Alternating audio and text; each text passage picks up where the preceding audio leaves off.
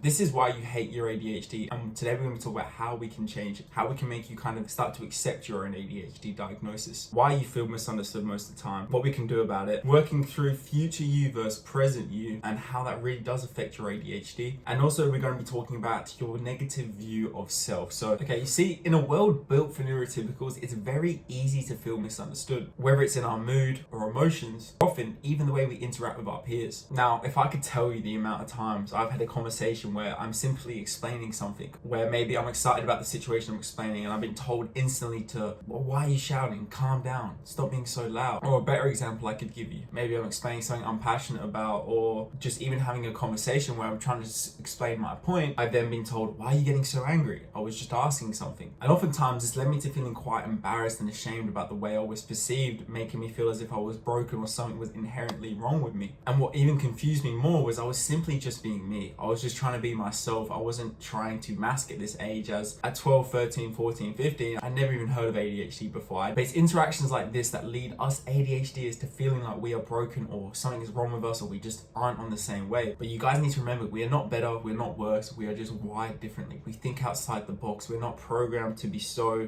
one-dimensional.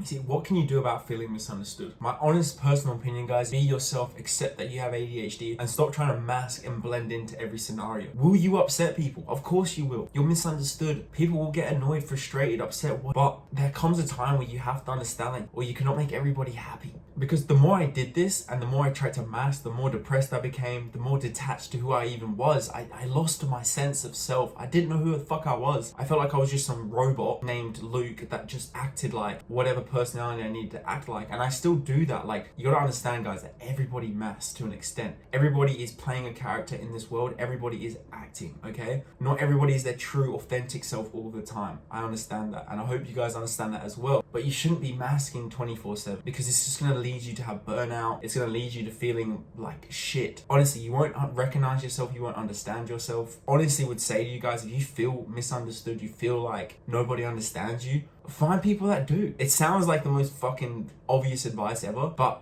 go find these people. They're in this community. I've got a Discord, join it. There's a bunch of people, well, there's not a bunch of people in there yet, but hopefully more people will join, and that's where we can create a community where we can all get together. And that's the thing you guys need to really understand, is that if we can build a community where we can all be in the one place, guess what? You will feel more understood. That person will feel more understood. I will feel more understood. What I've learned is to simply just let go and not give a fuck. If someone misunderstands me and it upsets them, then of course I'll try to explain. I'm not going around being an absolute arsehole. But I've also learned that not everybody, like I said before, is going to like or appreciate you or even understand you. And it's not their job to either. And it's not your job to make them like or understand you. And this took me a long time, and I'm still working on this now. So this isn't an overnight fix. This is something you're going to have to actively work on. And that may sound like, oh, well, what the fuck? Anything that is worth, like, value will not come easy to you. You need to understand that it's going to take us some time to get this down as a new skill. I just learned not to go into people pleasing mode anymore. And if you guys would want a video on people pleasing and ADHD, please let me know in the comments below. I'll get on that video ASAP. When you start to understand that your brain has a second voice, and that second voice has been thousands and thousands and thousands and thousands of negative messages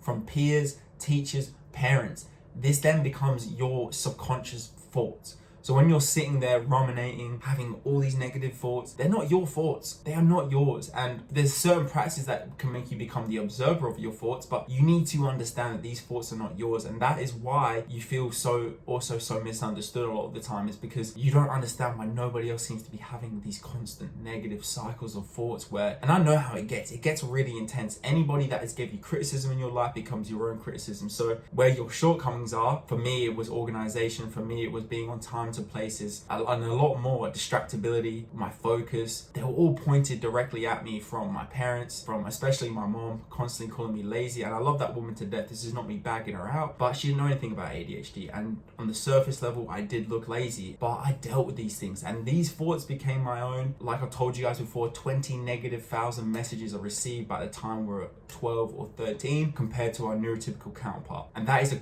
crazy stat to really hear, that we receive 20,000 more negative messages at the time we're 13 than someone else who is neurotypical. So no wonder your brain is constantly feeding you negative things about yourself and you believe it. We need to change that and reframe our mindset. But I'm just going to sum up this point, guys. Overall, communicate your feelings with people that you genuinely care about and you know that they are important in your life, but don't go out the way to try explain this to everybody you come across. There will be people you come across in life, whether it be work, whether it be just in public, that will not understand you, and they don't need to understand you. They're not part of your life like that. But if it's a friend, a parent, or even a colleague and you're close and you want to explain your ADHD, go ahead, because those are the people that will probably listen first of all and then actually try to understand your brain. So this is kind of something I want to touch on as well, guys. If you've not been diagnosed yet, really try to go get that diagnosis. I know it's not as easy as I'm making it sound, and I've got a lot of messages from you guys, especially those of you in the UK and US, that it has been really hard to get a diagnosis with how the health systems work over there. Honestly, guys, my best advice is just to not give up. You got to make it your desire to get diagnosed. You got to make it your number one priority. Find somewhere, somehow that you can get that diagnosis, because when you get that diagnosis, it allows you to take the burden off yourself of it being personalized. And what I mean by that is, a lot of people with ADHD, before they find out they have ADHD, personalize all the traits from ADHD. They think they are inherently broken and damaged and that it's just them. They are just not good enough. They are lazy. That no matter how hard we try, we can never fucking be good enough. And it becomes so internalized and it becomes so personalized that you actually start to hate yourself. Really generally start to develop a lot of hatred for yourself. And that is not what we want to do. All right, that's damaging. And I've been there. So just seeking that help and trying to get that diagnosis is so important. So we need to build new systems. Now I'm going to touch on this a bit more in depth. Okay, so why do we need systems? Well, we need systems in a place so that we can hold ourselves accountable. You need to remember that our working memory is terrible / non-existent. So by using systems that incorporate visual cues, aids, visual reminders, visual routines, they are going to help us out tremendously, because it's going to visualize our working memory. It's going to put it out in the open, in the physical world, so that it's not stuck in our brain trying to remember it. But they also need to stick out.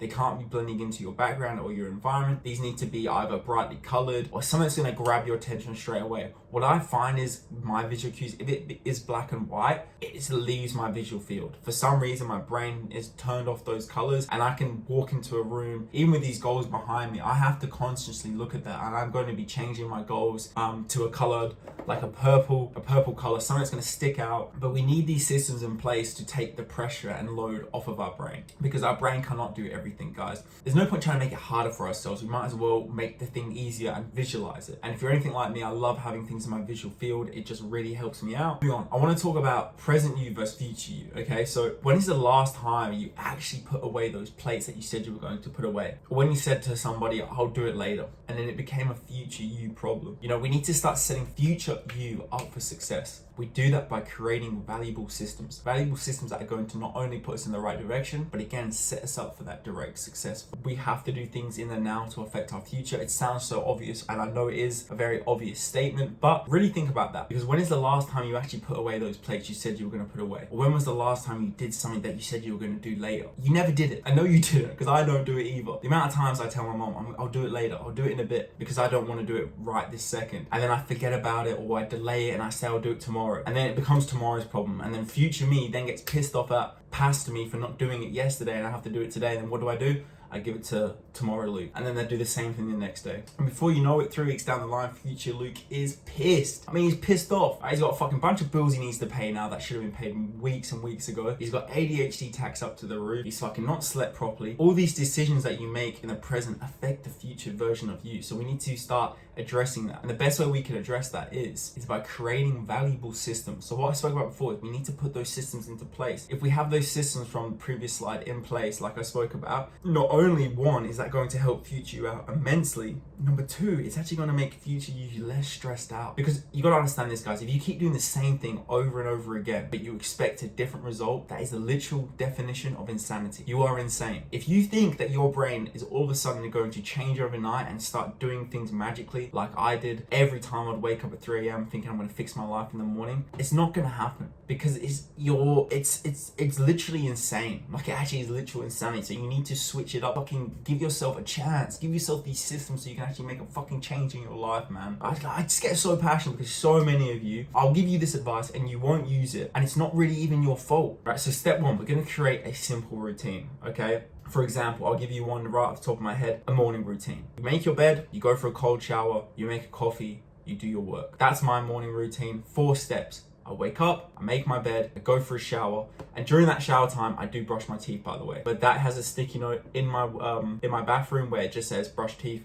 Because again, guys, some days I will forget to do basic hygiene skills, and it's not because I'm a gross, dirty man. Or sometimes I am, but it's not because of that. It's because quite literally, my brain has got so much going on that these little steps are just missed. All right, anyway, step number 2, we're gonna record these routines on a sticky note so we can put it somewhere that is physical. Whether that be on your bathroom window, whether it be on your desk, whether it literally be somewhere where you cannot avoid it, somewhere where it's in your physical point of view. We're never lost. You can then refer to these notes. You're not relying on your brain now. Well, if you just find yourself wandering during the day, you're feeling lost or just not sure what to do next, you have something to refer to. Another thing I love to use is Google Calendar. So I'll pop Google Calendar on screen. Now, do I use Google Calendar all the time? No, but it's a backup, okay? It's just in my phone, so when it comes up, it's a reminder. I've got reminders everywhere. I've got one here with my routine.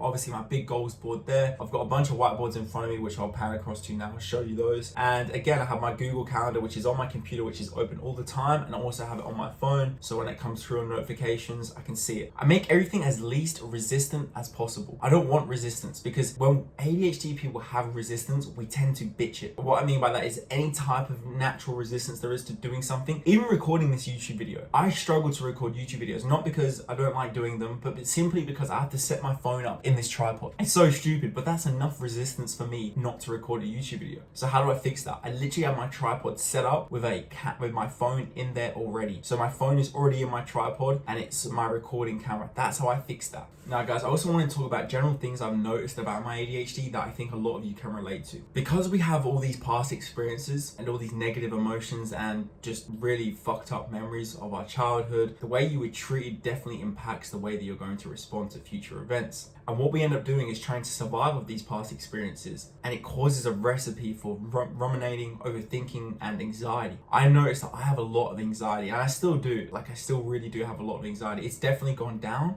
compared to when I was younger, but when I was 13, 14, 15, my anxiety was off the fucking roof. I honestly felt like I was in constant fight or flight mode, and a couple years back when I was 20, 21, I felt the same thing, and I didn't know what it was. It was anxiety, but I couldn't pinpoint exactly that feeling. It was a constant feeling of fight or flight. And by trying to survive with these past experiences, it was just a constant recipe for disaster. I was constantly overthinking because I would be replaying certain scenarios, and then because I'm thinking these thoughts now, my thoughts then become my reality, okay? So you need to really understand that your thoughts become your reality. So when I'm fucking thinking all these negative bullshit and having this anxious mind and I'm stressed out, what's gonna happen and what's gonna play out in front of me? I constantly felt like my whole life I was special or different to everybody. I couldn't relate to people. I honestly felt like my brain was either fucked up in a bad way or it was fucked up in a good way. I thought I could either be a genius or I'm really dumb. And that was kind of my two minds. And it's funny enough now that we know ADHD is an imbalance of the brain, but it's also an imbalance of everything. We're either all the way up here or all the way down here. There's never a middle ground for us.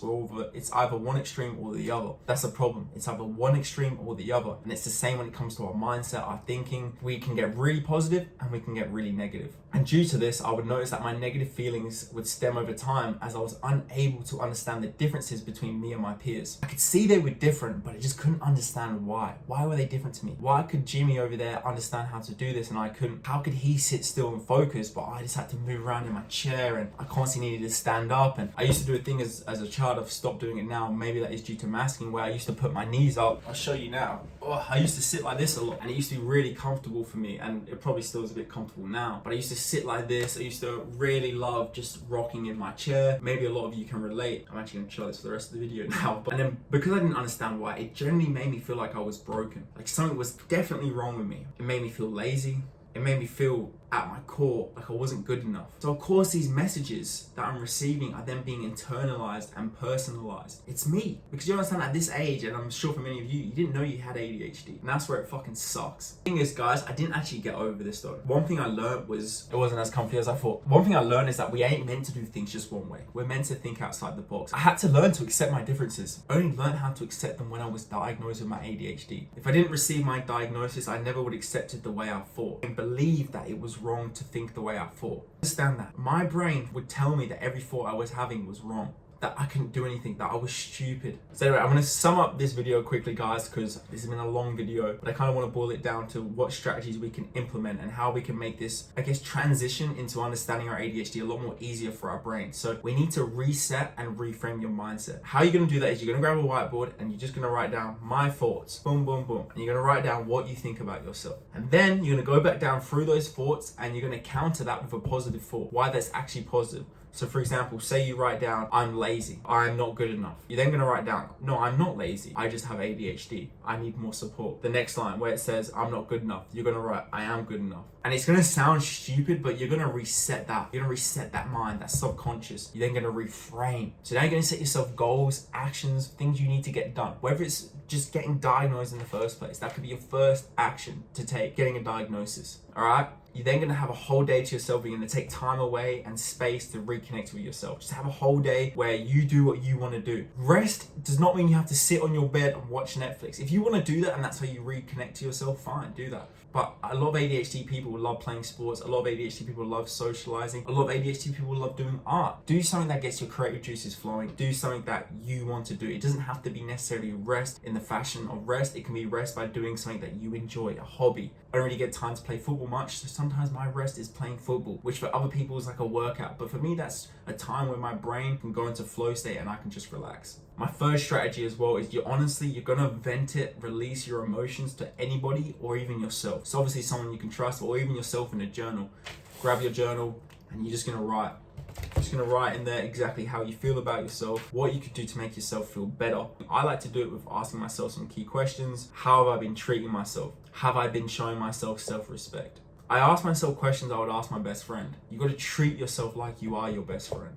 So if your best friend was upset and they were sad, what would you say to them to motivate them? Start asking yourself the same questions when you're journaling. Are you treating yourself fairly? Or are you being quite mean, quite nasty to yourself? Because at the end of the day, guys, you only have yourself, so you need to be kind to yourself. You need to treat yourself with respect. But anyway, guys, we're gonna wrap up today's video. If you did enjoy the video, guys, definitely let me know in the comments below if you enjoy more of this long form, less edited style of video, more authentic. Again, I'm gonna leave the Discord linked in the description below. Feel free to join. The goal for this Discord is to build a community where we feel heard and accepted, okay? If you want to see these results, you need to put in the work. I don't know if you guys have ever heard of the old age saying, you can lead a horse to water, but you can't make it drink. All right, I can't force you to listen to my advice. And I know we do have an executive functioning problem, so taking that execution on this is hard, but you got to give yourself somewhere to start. So even just starting at the end is better than not starting at all. The best advice I can give you is just take something away from this video and take action on it, whether that's just having a day to yourself to reset, or whether that's just working and getting a diagnosis, or whether that's even just trying to understand yourself more by journaling and getting self-help or reading self-help books. Also, guys, if you do want more added support, I'll leave my ADHD coaching services linked below. You can definitely book in with me. We can have a one-on-one call. Also, if you guys would just like to jump on a call with me, that's more than welcome. I offer